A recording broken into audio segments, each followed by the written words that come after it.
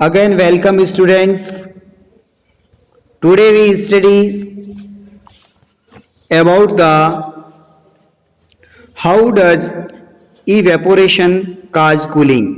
It means वाष्पीकरण के कारण कूलिंग कैसे होती है, शीतलता कैसे होती है.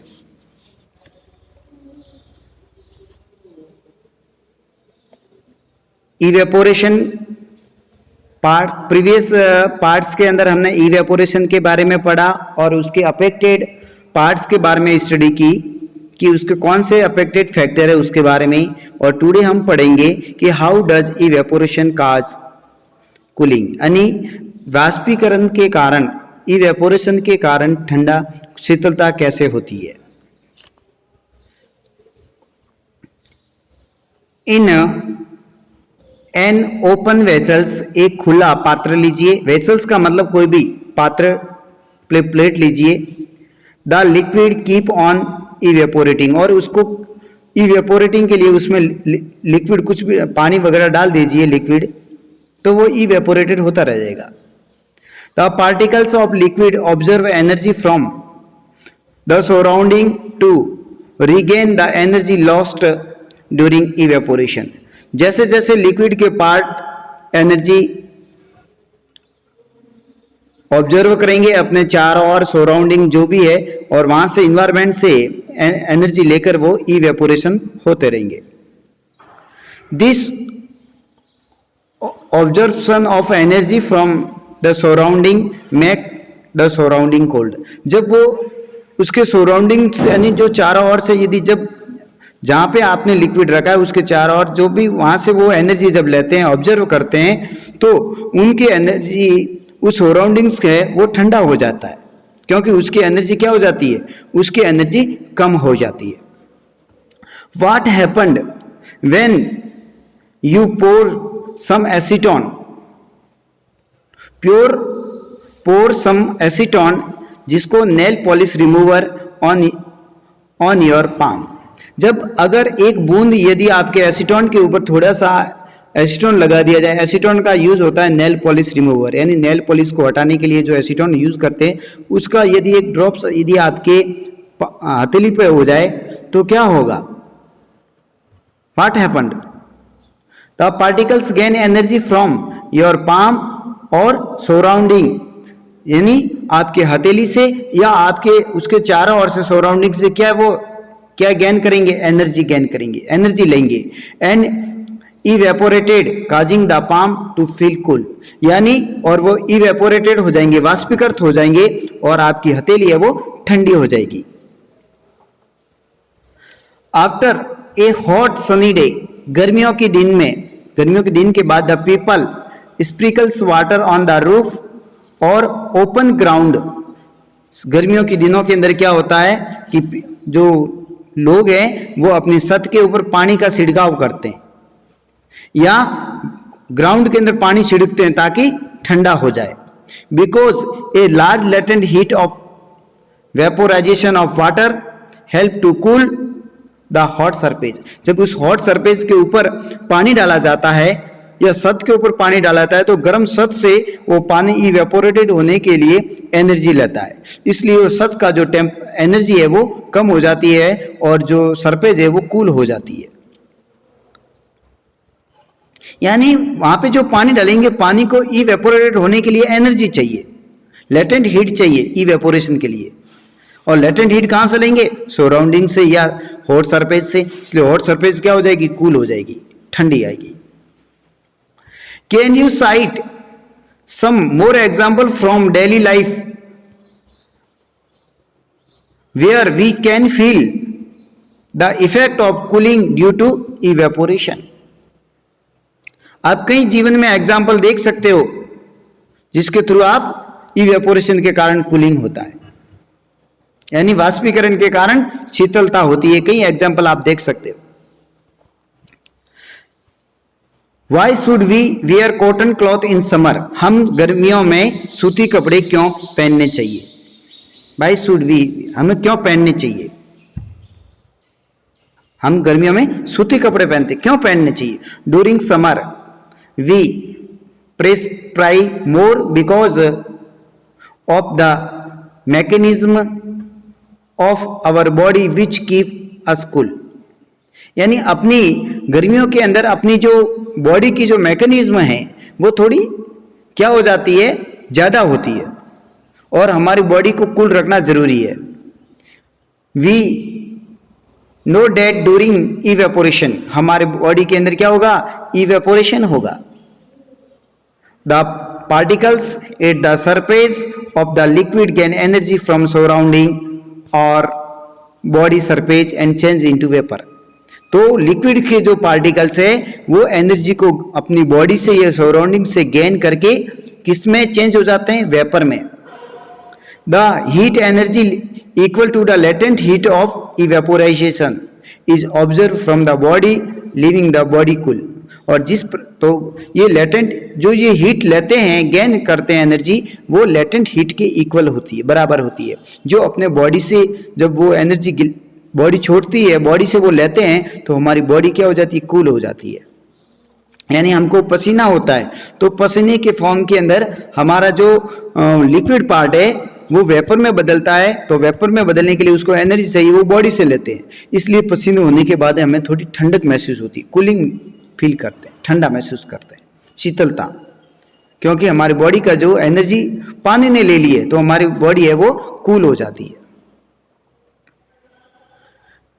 Cotton, being a good observer of water, help in observing the sweat and expelling it to the atmosphere for easy evaporation.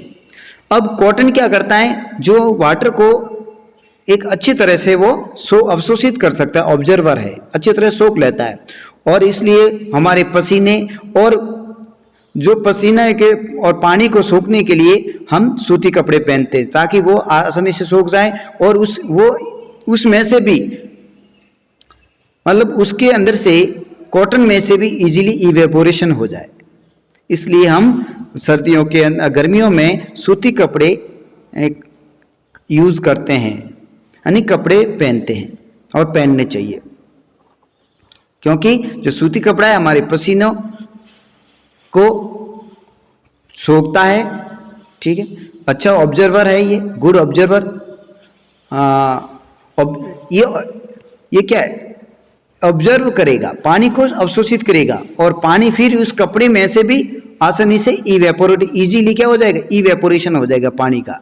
इसलिए हमें गर्मियों के अंदर सूती कपड़े पहनने चाहिए, कॉटन क्लॉथ्स का यूज करते हैं. Why do we see water drops on the outer surface of glass containing ice cold water? बर्फ के भरे हुए गिलास के बाहर की तरफ हम कुछ पानी की बूंदें नजर आती है. क्यों नजर आती है? आइस से भरे या ठंडे पानी से भरे या आइस से भरे गिलास के बाहर की तरफ पानी की बूंदें नजर क्यों आती है, बाहर की सतह पर? Let us take some ice cold water in a tumbler. हम एक गिलास के अंदर थोड़ा सा आइस कोल्ड वाटर लेंगे. Soon we will see water drops on the outer surface of the tumbler. Tumbler के आउटर सरफेस के अंदर हम क्या देखेंगे, वाटर ड्रॉप्स देखेंगे, पानी की बूंदे देखेंगे. The water vapour present in air. Water vapour किस में प्रेजेंट होता है, एयर के अंदर प्रेजेंट होता है. On coming in contact with the cold glass of water, यानी जब वो ठंडी गिलास ऑफ पानी की जो ठंडी गिलास है उसके जब कांटेक्ट में आती है तो वाटर वेपर है वो किस में बदल जाती है, वाटर में. Losses energy and get converted into liquid stage, और वो एनर्जी अपनी लॉस करके किस में बदल जाता है, लिक्विड स्टेज के अंदर कन्वर्टेड हो जाता है. Which we see as water droplet. तो हम पानी की क्या देखते हैं, वो पानी की ड्रॉपलेट देखते हैं, बूंदे देखते हैं. यानी वाटर के यानी एयर के अंदर क्या प्रेजेंट होती है, वाटर वेपर प्रेजेंट होते हैं, जिसको ह्यूमिडिटी बोलते हैं, जिसका हमने आगे डिस्कस कर दिया कि ये इवेपोरेशन को अफेक्टेड कारक है. क्वेश्चन से आपके यहां पे हैं. Question number 1, why does a desert cooler cool better on a hot dry day. शुष्क ड्राई डे के अंदर, हॉट ड्राई डे के अंदर वाटर कूलर ज़्यादा ठंडा क्यों करता है? तो इसमें आपको बताना है कि उसके अंदर वाटर का यूज होता है, और जब वाटर यूज होगा तो वाटर को वेपर में बदलने के लिए एनर्जी चाहिए। तो वो एनर्जी कहाँ से लेंगे? या तो वाटर से या उसके सराउंडिंग एटमॉस्फेयर से लेंगे। तो वहाँ का आसपास का जो वातावरण है वो कूल हो जाता है। Second, why does water kept on an earthen pot मटका बिकम कूल ड्यूरिंग समर? गर्मियों के दिनों में मटके का पानी ठंडा क्यों होता है? हाउ, कैसे होता है? तो इसमें ये बताना है कि वही, क्योंकि मटके के अंदर यानी अर्थन पॉट्स के अंदर जो मिट्टी का मटका है उसके अंदर पोर होते, छोटे छोटे छिद्र होते हैं। उस छिद्र से देखना पानी बाहर आता है। उस छिद्र से जो वाटर है वो वाटर वेपर में बदलेगा, तो वो पानी को जो एनर्जी है वो कहाँ से गेन करेगा? जो मटके के अंदर पानी है वहां से गेन करेगा। तो मटके की पानी जो एनर्जी है वो क्या हो जाएगी? लॉस हो जाएगी, तो वो कूल हो जाएगा।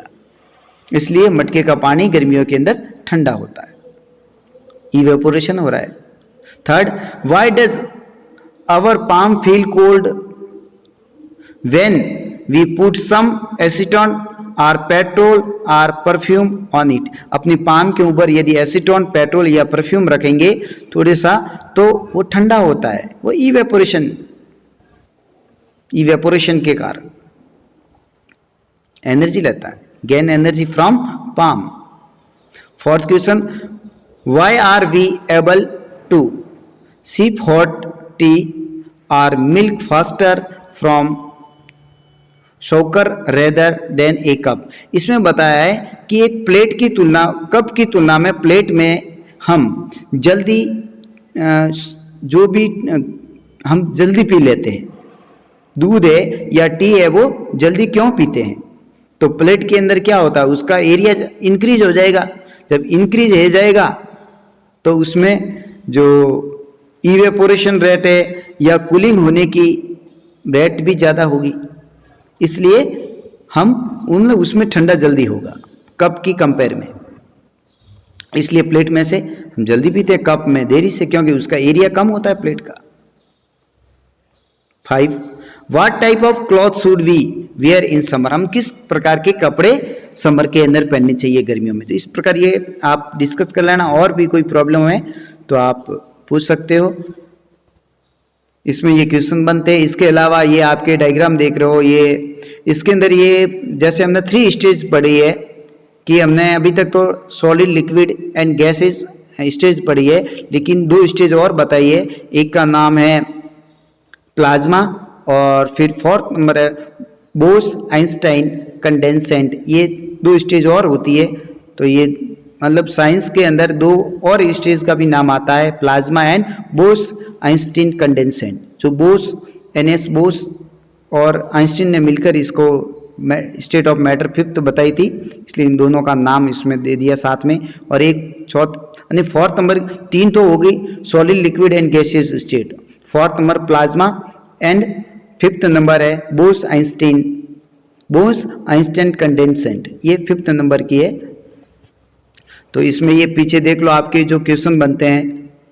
एक तो ये आपके ये जो बात है ये आपको याद करनी है और लर्न भी करनी है कि इसकी यूनिट क्या है, क्वांटिटी और इसकी यूनिट बताना है। टेम्परेचर का केल्विन, लेंथ का मीटर, मास का किलोग्राम, वेट का न्यूटन, वॉल्यूम का क्यूबिक मीटर और इसकी सिंबल भी आपको याद रखने हैं। इसके अलावा ये पीछे जो क्वेश्चन बनते हैं वो आपको करने हैं, ये 9 तक। अगर आपको कोई प्रॉब्लम है तो आप शेयर कर सकते हैं, हम आपकी प्रॉब्लम सॉल्व करेंगे। उसमें आपको याद भी करना है, हार्ड वर्ड भी याद करने हैं। Okay, thanks.